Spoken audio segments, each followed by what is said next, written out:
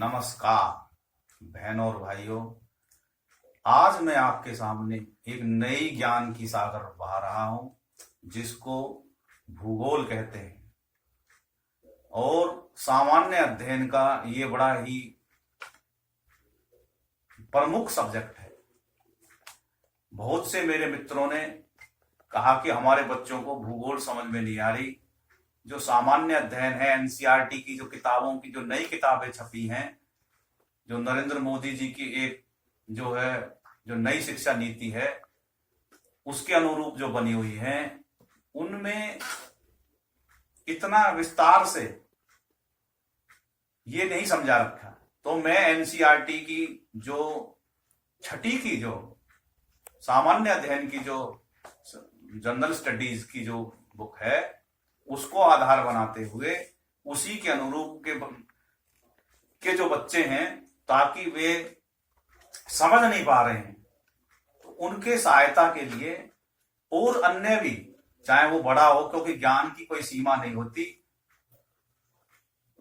ज्ञान की कोई सीमा नहीं होती और उसको कभी भी किसी भी उम्र में धारण करा जा सकता है। तो मैं वीडियो को ज्यादा लंबा न करते हुए मेरे ये ज्ञान सागर की वीडियो भूगोल की आज चली हुई है, इसको आप ध्यान से देखें। और मेरा जो विषय है आज वो है अक्षांश और देशांतर को समझाना। क्योंकि ये जो अक्षांश और देशांतर है, ये जो है भूगोल की रीढ़ है। जब तक ये समझ में नहीं आएगा तब तक जो है कुछ भी समझ में नहीं आएगा। लेकिन इनको भी समझाने से पहले जो है बिल्कुल जड़ है वहीं से ही बताना पड़ेगा। क्योंकि जड़ के बगैर बताए पत्तों को हम बताने लगे तो समझ में नहीं आएगा। तो इसकी जड़ की शुरुआत करने के लिए सबसे पहले बताया जाएगा कि भूगोल किसे कहते हैं। भूगोल असल में वह विषय है, वह शास्त्र है जिसको अंग्रेजी में ज्योग्राफी कहते हैं, जिसके द्वारा ब्रह्मांड का चित्रण करा जाता है और उसको समझा जाता है। मतलब पृथ्वी का चित्रण करें और ब्रह्मांड का चित्रण करें और उसका विस्तार से अध्ययन करने को ही भूगोल कहते हैं। तो भूगोल के अंतर्गत क्या आता है? सबसे पहले आता है ब्रह्मांड। तो ब्रह्मांड क्या है वो बताया जाता है। उसके बाद में सूर्य, सौरमंडल। सौरमंडल क्या है, तारे क्या हैं और सौरमंडल में क्या क्या चीजें आती हैं, उसी सौरमंडल का जब वर्णन करा जाता है उसके सबसे आखिरी में अक्ष और अक्षांश, ध्रुव वगैरह आते हैं। जब तक वे नहीं समझाए जाएंगे तब तक बच्चे के समझ में नहीं आता। तो सबसे पहले लेते हैं सौरमंडल। सौरमंडल क्या है? ये जो सौरमंडल बताने से पहले मैं ब्रह्मांड को थोड़ा सा बता दूं कि ब्रह्मांड जो है एक असीमित, अनंत, विस्तृत स्थान है जिसकी कोई था नहीं है, जिसके अंतर्गत अनेकों ब्रह्मांड सौरमंडल हैं, अनेकों सूर्य हैं। उनकी गणना नहीं करी गई, आज तक कोई पैदा नहीं हुआ कि भाई ये जितने तारे चमक रहे हैं ये सब सूर्य के समान हैं। इसी को ही ब्रह्मांड, जो अनंत विस्तृत हम रात में देखते हैं, तारा मंडल देखते हैं, इसी को ही ब्रह्मांड कहते हैं। अब उस ब्रह्मांड में से एक छोटे से ब्रह्मांड को ये अनंत ब्रह्मांड है।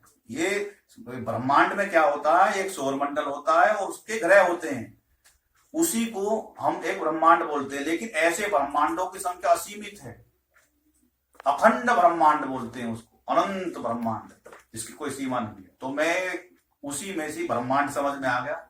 अब मैं उसमें से सौरमंडल बता रहा हूं।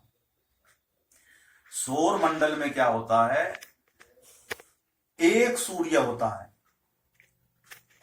एक सौरमंडल की चर्चा कर रहा हूं तो एक सूर्य होता है उसमें।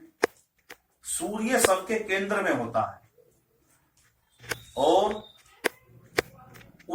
चारों तरफ अनेकों ग्रह परिक्रमा करते रहते हैं, वो सूर्य की परिक्रमा करते रहते हैं, और उस सूर्य की परिक्रमा करते समय उनका एक अपना पथ होता है जिसको उसका परिपथ कहते हैं, और उनकी सबकी अपनी अपनी कक्षाएं होती हैं। तो एक ऐसा मंडल जिसमें एक सूर्य होता है, कुछ ग्रह होते हैं, कुछ क्षुद्र ग्रह, तो अब उसमें क्या होते हैं, मैंने बताया ग्रह होता है, ग्रहों के अलावा कुछ क्षुद्र ग्रह होते हैं और कुछ उपग्रह होते हैं। इन सब से मिलके सौरमंडल की रचना रची गई है। अब मैं इनके जो क्षुद्र ग्रह कौन होते हैं, ग्रह होते हैं, इनको मैं आगे बताऊंगा। तो सौरमंडल मैंने बता दिया कि सौरमंडल में क्या होता है। सौरमंडल में सूर्य होता है, ग्रह होते हैं, सूर्य अपने एक स्थान पर केंद्र में रहता है और उसके चारों तरफ ये ग्रह जो है चक्कर लगाते रहते हैं। उन सभी ग्रहों का एक पथ होता है, उसी पथ में वो चक्कर लगाते रहते हैं अपने अपनी गति के अनुसार, और उन्हीं में ही क्षुद्र ग्रह होते हैं, वे भी चक्कर लगाते रहते हैं, उनका भी अपना पथ होता है। और जो उपग्रह होते हैं वे ग्रहों के चारों तरफ चक्कर लगाते रहते हैं और सूर्य के चारों तरफ भी चक्कर लगाते हैं। तो ये आगे बताएंगे। अगला जो है नंबर आता है सूर्य का। अब सूर्य जो होता है वो एक तारा होता है।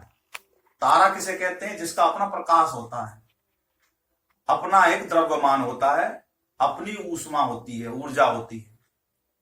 तो एक ऐसा खगोलीय पिंड, ये सब खगोलीय पिंड का मतलब है जो आकाश में विचरण करते रहते हैं, उसको खगोलीय पिंड कहते हैं। एक ऐसा विस्तृत पिंड जिसका अपना विशाल आकार है और वह आकाश में, अंतरिक्ष में स्थित है, उसका अपना प्रकाश है, अपने स्थान पे स्थिर है, उसको सूर्य कहते हैं।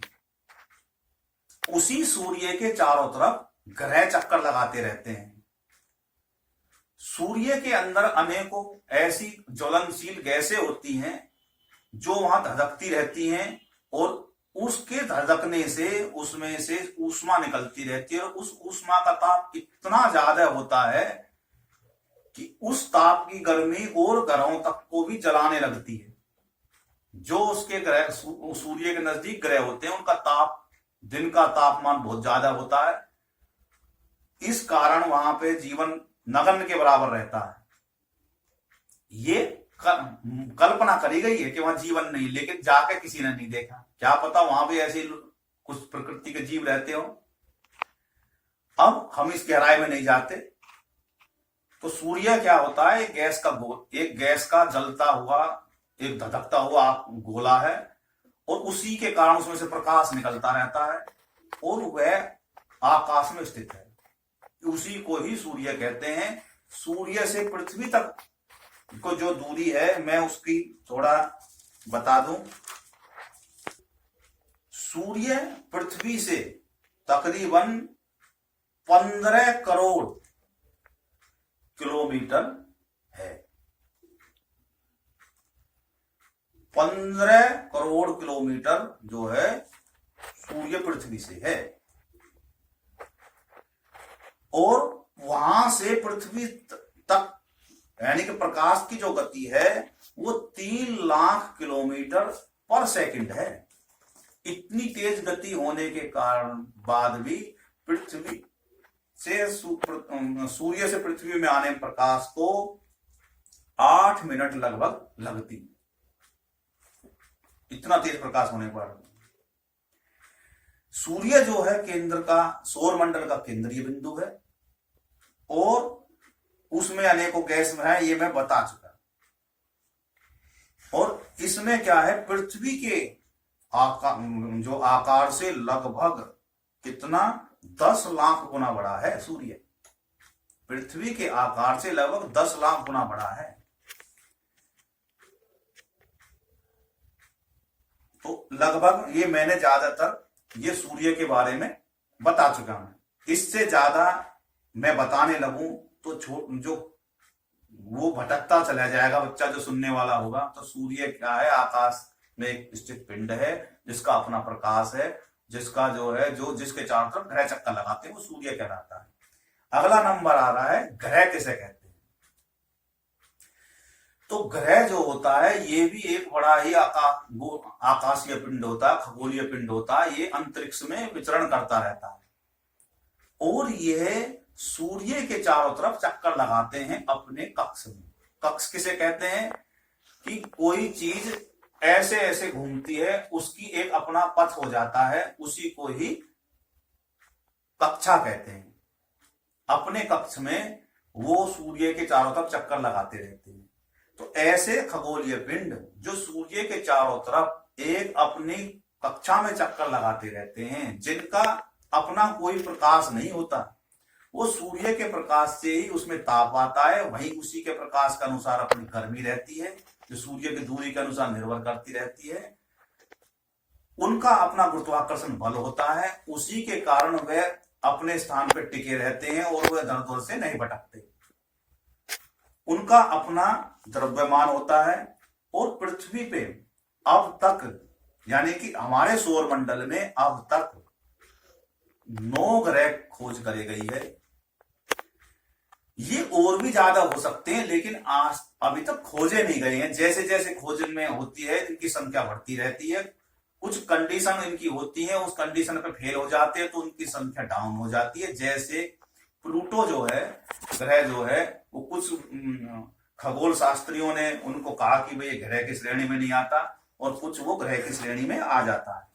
तो इस प्रकार से 9 ग्रहों का पता लगाया जा चुका अब तक, जिनके नाम हैं ये क्रम अनुसार सूर्य की दूरी के अनुसार हैं। जैसे मैं बोल रहा हूं कि सूर्य के नजदीक कौन सा ग्रह है, बुध। अंग्रेजी में इसको क्या बोलते हैं, मरकरी। दूसरे नंबर पे आता शुक्र, इसको कहते हैं वीनस। और तीसरे नंबर पे आती है पृथ्वी, जिसको कहते हैं अर्थ। फिर आता है मंगल, जिसको मारस कहते हैं। उसके बाद में बृहस्पति, जिसको जुपिटर कहते हैं। और फिर शनि, जिसको स्टार्टन कहते हैं, स्टेटर्न। और फिर यूरेनस, जिसको हिंदी में अरुण कहते हैं। फिर नेपच्यून, जिसको हिंदी में वरुण कहते हैं। और प्लूटो, जिसको यम कहते हैं। भारतीय ज्योतिष के अनुसार सूर्य और चंद्रमा भी ग्रहों की श्रेणी में रखा गया है और इनके अनुसार इनमें नवग्रह जो हैं वो कौन से हैं, सूर्य, चंद्रमा, बुध, शुक्र, मंगल, गुरु, शनि, राहु और केतु। ये भारतीय ज्योतिष के अनुसार है। अब प्लूटो जो ग्रह है वो बौना ग्रह माना गया है, यानी कि वो क्या है, अपने ग्रह की श्रेणी से डाउन हो गया तो उसको बौना छोटा ग्रह माना गया कि भाई इसका शर्तों पे खरा नहीं उतर रहा। तो कुछ खगोल शास्त्रियों ने इसको ग्रहों की उसमें से श्रेणी में से निकाल दिया है। अब ग्रह बनने के लिए कुछ शर्तें हैं। वो कौन सी शर्तें होती हैं? सबसे पहली शर्त तो होती है वह किसी सूर्य के चारों तरफ चक्कर लगाता हो, उसका अपना पथ हो, अपना उसका गुरुत्वाकर्षण बल हो और अपना उसका द्रव्यमान हो। इस पर इतना हो द्रव्यमान और गुरुत्वाकर्षण बल कि ताकि उसकी कक्षा में कोई दूसरा नहीं आ पाए और वो अपनी ही एक कक्षा बनाए और जिसमें वो सूर्य के चारों तरफ चक्कर लगाए।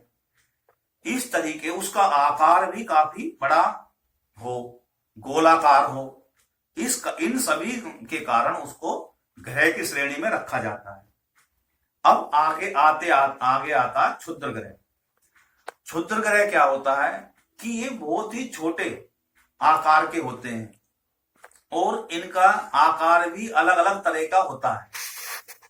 कुछ इनका कहा नहीं जा सकता किस आकार के, कोई जो है लंबे होते हैं, कोई बेलनाकार होते हैं, कोई ऊपर से मोटे नीचे से पतले होते हैं। जैसे धूमकेतु, एक हेली धूमकेतु खोजा गया, वो कभी कभी दिखाई देता है।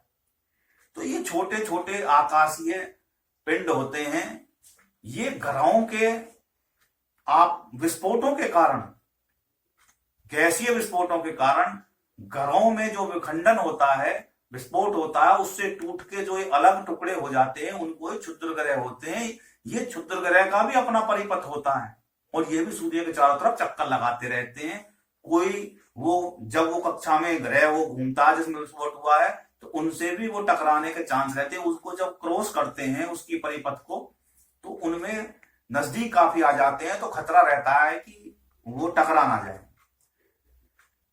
अगला क्षुद्र ग्रह की बातें बता दी मैंने।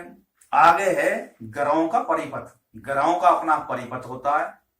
वो कैसे होता है कि वह घड़ी के उल्टी दिशा में, जो घड़ी होती है उसके विपरीत दिशा में चक्कर लगाते हैं सूर्य के, और वो लगभग एक ही दिशा में घूमते हैं। दो ही ग्रह ऐसे हैं जो उनसे थोड़े विपरीत हैं, शुक्र और यूरेनस। अरुण जो है और शुक्र, यही जो है उनकी दिशा उल्टी है। बाकी सभी जो है का पथ जो है अपना, जो उस घड़ी की उल्टी दिशा में सूर्य के तरफ चक्कर लगा रहे हैं।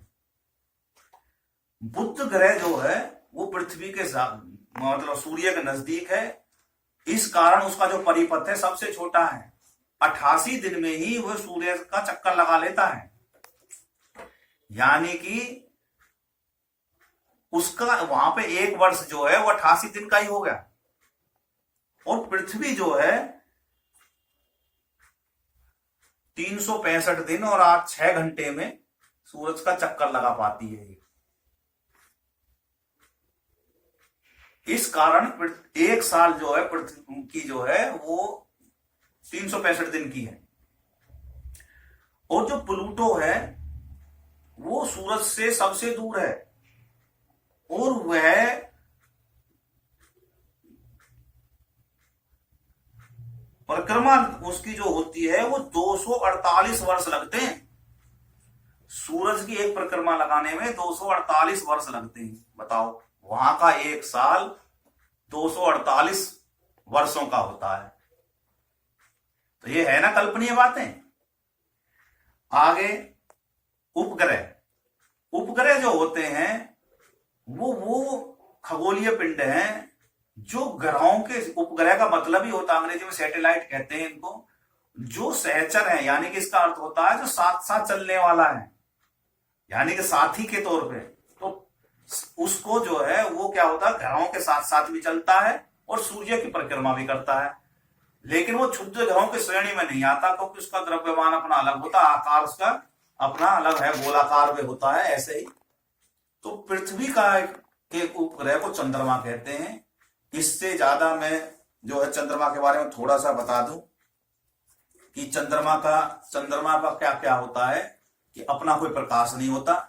वह जो पृथ्वी पे जो सूरज का प्रकाश आता है वो टकरा के जब चंद्रमा की तरफ जाता है, चंद्रमा उसके चमक से जो है चमकता है, और पृथ्वी से चंद्रमा से जो टकराने का जो समय होता है वो लगभग 1.25 सेकंड का होता है। वहां से टकरा के वापस पृथ्वी पे जो प्रकाश आता है वो 1.25 सेकंड का अंतर उसमें होता है। इसी के कारण चंद्रमा चमकता रहता है। और थोड़ा सा और बता दूं, चंद्रमा का जो व्यास है वो पृथ्वी से लगभग 1/4 होता है।